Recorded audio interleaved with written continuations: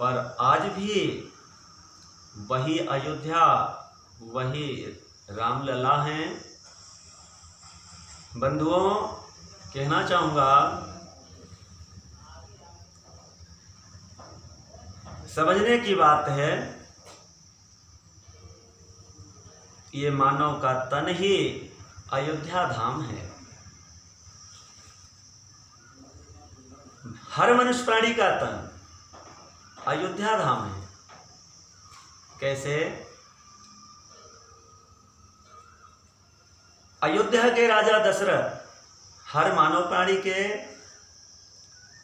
अंदर 10 इंद्रियां हैं, उन्हीं को एक करने की जरूरत है। 10 इंद्रिय एक हुई दशरथ हैं। हर मानव प्राणी के अंदर 5 कर्म करने की, 5 ज्ञान देने की इंद्रियां हैं। 10 एक हो गई दशरथ, और उन्हीं के पुत्र हैं श्री राम, जो ब्रह्म भगवान हैं, ब्रह्मा विष्णु महेश हैं। हर मानव प्राणी के अंदर अयोध्या में 10 दरवाजे, 9 दरवाजे खुलते हैं, बंद होते हैं, पर एक दरवाजा प्रभु के आने और जाने का, जिसे किसी ने जल्दी नहीं देख सका और न देख ही पाएगा, क्योंकि वो प्रभु का आने जाने वाला दरवाजा बहुत कम, बहुत रंद है। ये मानव का तन ही अयोध्या धाम है। प्रभु श्री रामचंद्र जी जब अयोध्या के राजा थे, माता रानी सीता रानी थी। 11,000 वर्ष अयोध्या में रामलला राज किए, महाराजा रहे। विश्व के राजा पर अयोध्या के राम महाराजा थे। उनकी माताएं 3 थीं। बड़ी माता कौशल्या जी, दूसरी माता सुमित्रा जी और तीसरी माता कैकेयी जी। तीनों माताएं आपस में विचार बनाती हैं कि हमारे पुत्र महाराजा हैं, ब्रह्मा भगवान के रूप में विश्व आकर के महाराजा का सम्मान दे रहे हैं, तो हम लोग माता हैं, क्या हम लोगों के लिए ये कुछ ज्ञान की बातें, उचित शिक्षा नहीं बताएंगे? कहती हैं सभा में, अवश्य नहीं, पर जैसे प्रभु आएंगे अपने विश्राम कक्ष में तो माता हैं, माता पुत्र के पास पहुंचती हैं कौशल्या जी और कहने लगती हैं कि राम, माता हूँ, मुझे भी कुछ शिक्षा बताया जाए। प्रभु श्री राम कहते हैं, माता जी, पुत्र माता को कैसे बढ़ाएं?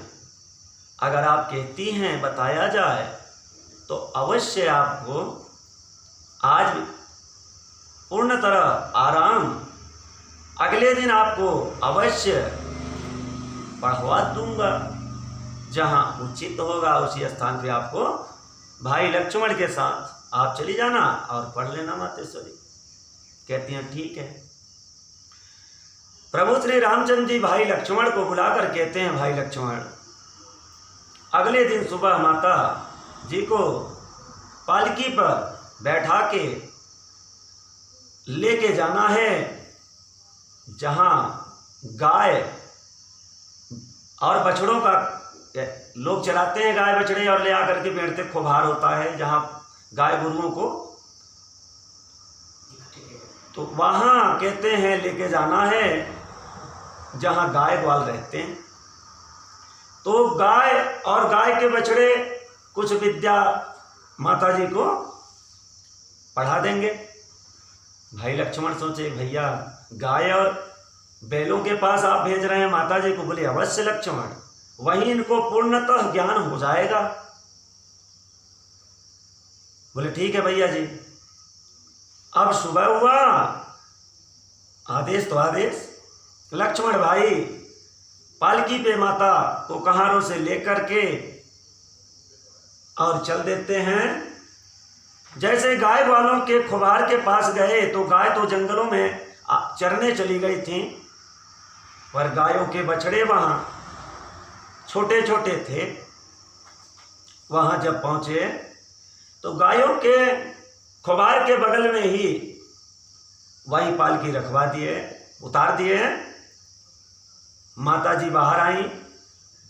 अब जैसे ही माता जी बाहर पांव रखती हैं कौशल्या जी, तो गायों के बछड़े उठ गए, वहां बैठे थे सब उठ के खड़े हो गए और अपने आवाज में आवाज करने लगे। क्या आवाज करने लगे? गाय के बछड़े कैसे बोलते हैं प्रभु? हे देशवासियों, गाय और गाय के बछड़े कैसे बोलते हैं? अब देखिए, हर घरों में गाय बछड़े हैं। हे भाइयों, कौशल्या माता जी कहती हैं, हे गाय के लाल, आप लोगों का भाषा समझ में नहीं आ रहा है। आप लोग अपने भाषा में क्या कह रहे हैं? अगर मुझ पर राम की कृपा हो, माता का ममत्व तो उनके हृदय में हो, तो उनकी कृपा तुम लोगों के ऊपर हो जाए और गाय के बछड़े हमारे जैसे भाषा में बोल करके हम लोगों को समझा दें, हमें समझा दें कि आप लोग अपने भाषा में क्या कह रहे हैं। इतना कहते ही श्री राम की कृपा उन गाय के बछड़ों पे हुआ और वो कहने लगे कि माता जी, हम लोग क्या कह रहे हैं? अहमा अहमा। इसका अर्थ होगा माता जी कि ये मानव तन, इसमें अहंकार नहीं करना। ये मानव तन, इसमें अहंकार नहीं करना। हम लोग क्या कह रहे हैं गाय के बछड़े कि हम लोग पूर्व में ब्राह्मण और क्षत्रिय थे। हम लोग इस पृथ्वी पर ब्राह्मण और क्षत्रिय थे, पर हम लोग वेद के विरुद्ध रास्ता अपना करके जो इच्छा हुआ वही पंथ अपना पंथ मानकर चले। मर जाने के बाद यही गाय के बछड़ा और बछिया बने हुए हैं। इसलिए मानव का ये तन बिल्कुल अहंकार करने का नहीं है।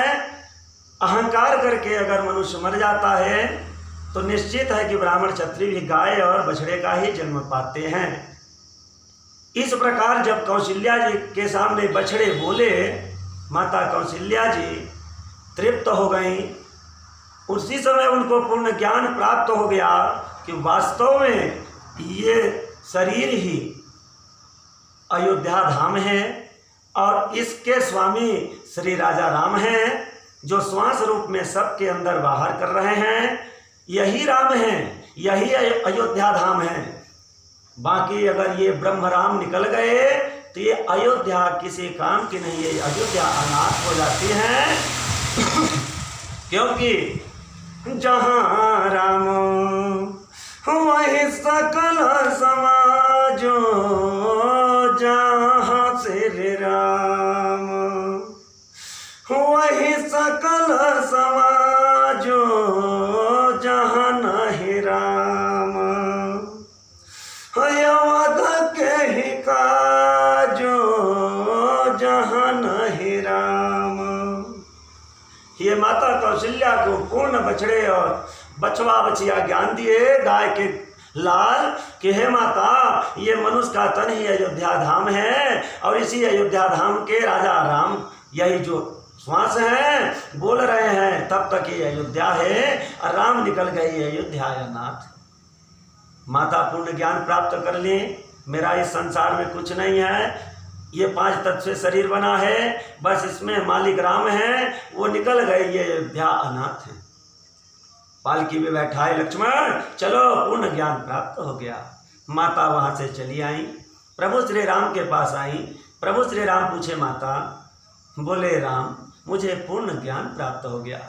ये मानव शरीर अहंकार करने के लिए नहीं है, यहाँ मेरा कुछ नहीं है, आप ही ब्रह्म ही सबके अंदर बसे हैं, तब तक ये अयोध्या धाम है, नहीं अनाथ है राम। मुझे पूर्ण ज्ञान प्राप्त हो गया।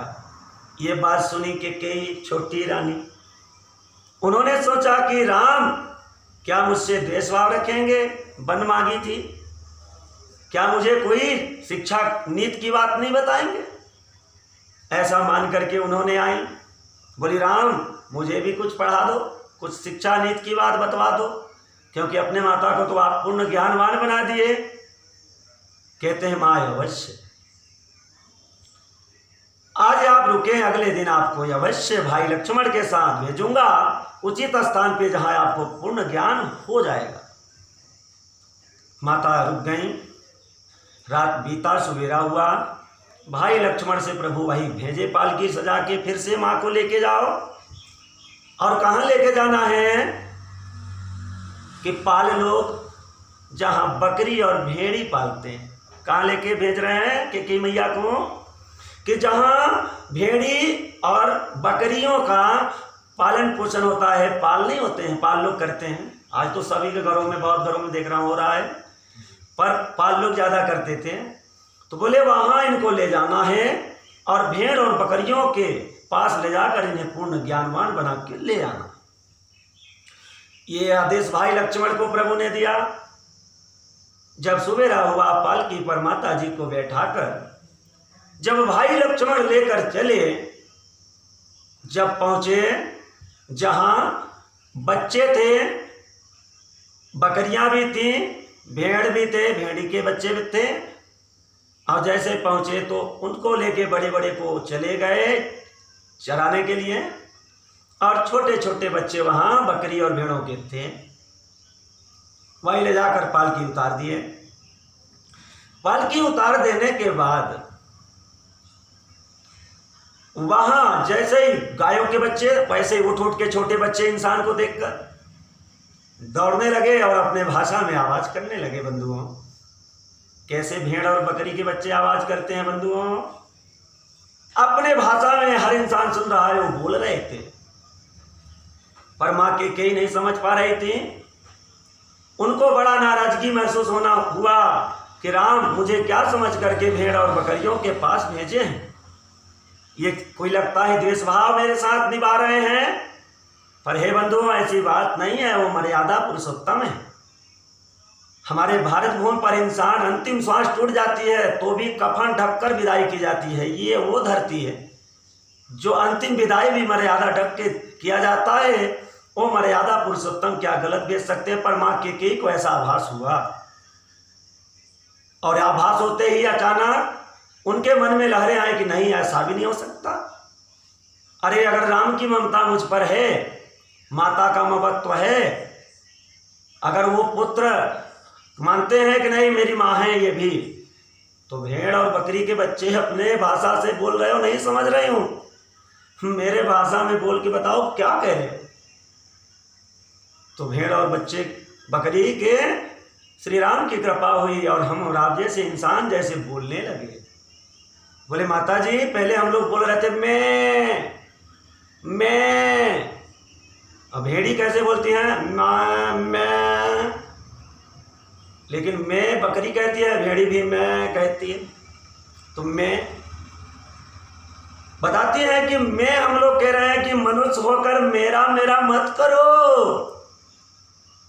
यह मानव तन छोटा सा बतिया बनकर आता है, बड़ा बना कब बूढ़ा होकर यही श्वास निकल गई अयोध्यानाथ कर जाता है। इसलिए हे माता, हम लोग मैं कह रहे हैं, मनुष्य मेरा मेरा मत करो। मेरा कुछ नहीं, तन मन धन जन सब प्रभु तेरा, क्या लागे मेरा। हम लोग कह रहे हैं मेरा मेरा मत करो, क्योंकि अगले जन्म में हम लोग भी वैश्य और छोटा भाई शूद्र थे। हम लोग भी वेद विरुद्ध रास्ता पे चले, आज ये भेड़े और बकरी का जन्म पाए हैं।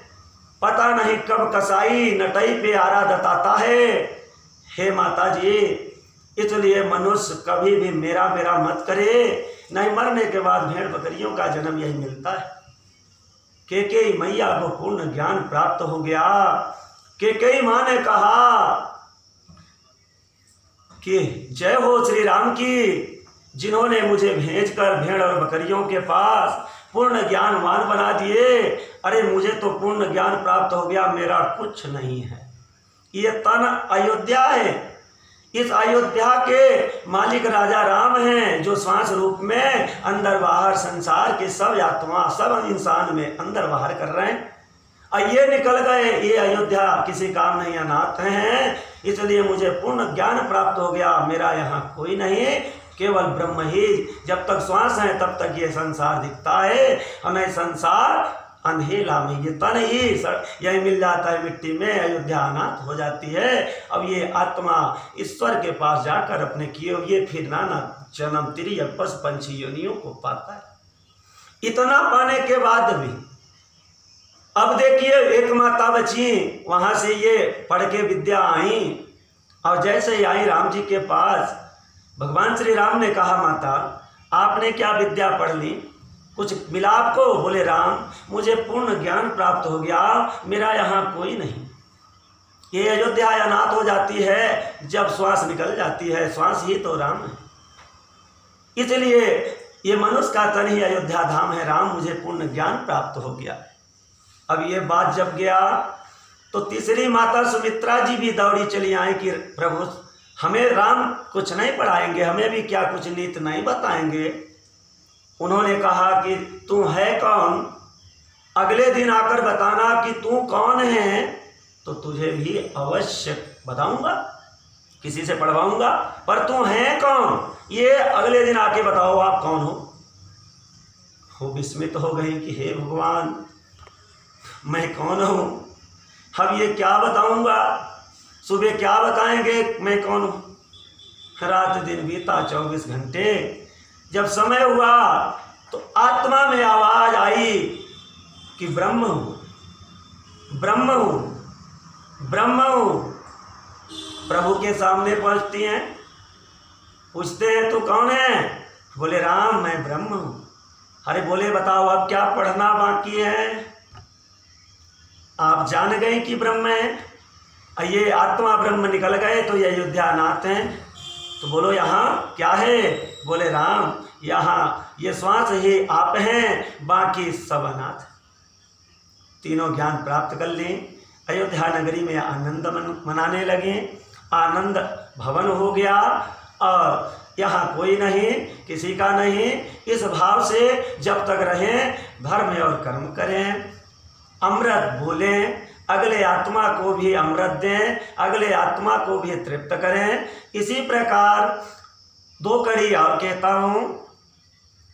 देखिए बंधुओं, आज हम और आप नहीं, सनातन सृष्टि बनी है तब से हमारे वेद पुराणों की रचना हुई है। देखिए जब राम और रावण, पाप दल का था नाम रावण और भगवान पुण्य दल का नाम था राम, तो राम ने रावण दल को मारा। एक ही राशि है बंधुओं, राम और रावण। फिर जब द्वापर युग आया, श्रीमद् भागवत उठाकर देख लिया जाए, तो जब यहाँ पाप का अति बढ़े तो पाप दल का नाम हुआ कंस और प्रभु का नाम हुआ कृष्ण। बंधुओं एक ही राशि हुई। आज वही श्रीमद् भागवत महापुराण में लिखा था, अभी भी देख सकते हैं कि इस कलयुग के पाप को अंत करने के लिए भगवान शंबलपुर ग्राम में विष्णु यश ब्राह्मण के घर 7 वर्ष कन्या गर्भवती हो जाएंगी, और प्रभु जब प्रकट होंगे तो माँ को बैकुंठ भेजेंगे, कलंकी कहने नहीं देंगे, और प्रभु कठिन तपस्या करेंगे, क्योंकि बिना तप का कुछ भी सुगम नहीं है। कठिन भक्ति देखाएं प्रभु शंकर, तो भय प्रसन्न दें इच्छित वर। तो प्रभु बालक बन के आएंगे और वो कठिन तपस्या करेंगे। कितने दिन तक बंधुओं? 10 वर्ष तक। और 10 वर्ष के जैसे बालक हो गए, उनका वाहन है देवदत्त नाम का अश्व माने घोड़ा, और उनके हाथ में क्या है? तलवार रहेगी बंधुओं, जो प्रकृति ने बना करके आप सबके सामने श्रीमद् भागवत की लिखी प्रसंग प्रमाण सहित कि भगवान के अवतार कलयुग में अवश्य होने हैं, और उनके हाथ में ये पीपल के पत्ते में लगी हुई तलवार दिखा रहा हूँ। यही तलवार, ये प्रकृति की कृपा देखिए। श्रीमद् भागवत में प्रमाण है कि कलयुग में प्रभु का आना, कल की नाम 8 वर्ष के कन्या से प्रकट होना, नाम है कल की। तो पाप दल देखिए कोरोना बन करके कैसा जा रहा है, राशि की है बंधुओं। तो ये पीपल के पत्ते में गोराधाम में ही अपने आप 3 वृक्ष पीपल, जहाँ पूजा स्थल, जहाँ अपना आश्रम है, वहाँ निकले हैं ब्रह्मा विष्णु महेश के रूप में, जो ये अपने आप देखिए प्रकृति का कृपा, ये तलवार जैसे पीपल में लगी हुई पत्ते में तलवार प्रकृति बनाकर हम और आपको दिखा रहे हैं। कल की नाम है भगवान का, और देश में देखिए लोग कह रहे हैं कोरोना, तो राशि इतिहास के साथ भी देखें तो वही दिखता है जो हमारे वेद पुराणों में बताया गया है।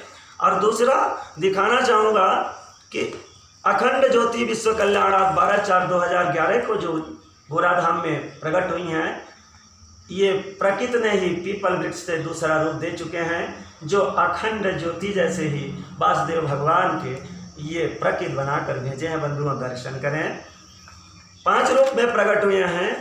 पलाश वृक्ष में 3 पत्ते ही होते हैं, जैसे बेल में कभी कभी 5 देखने को मिलते हैं, उसी प्रकार पलाश में भी 5 पत्ते प्राप्त हैं, जो गोराधाम में मंदिर में भोलेनाथ के पूजा हो रहे हैं।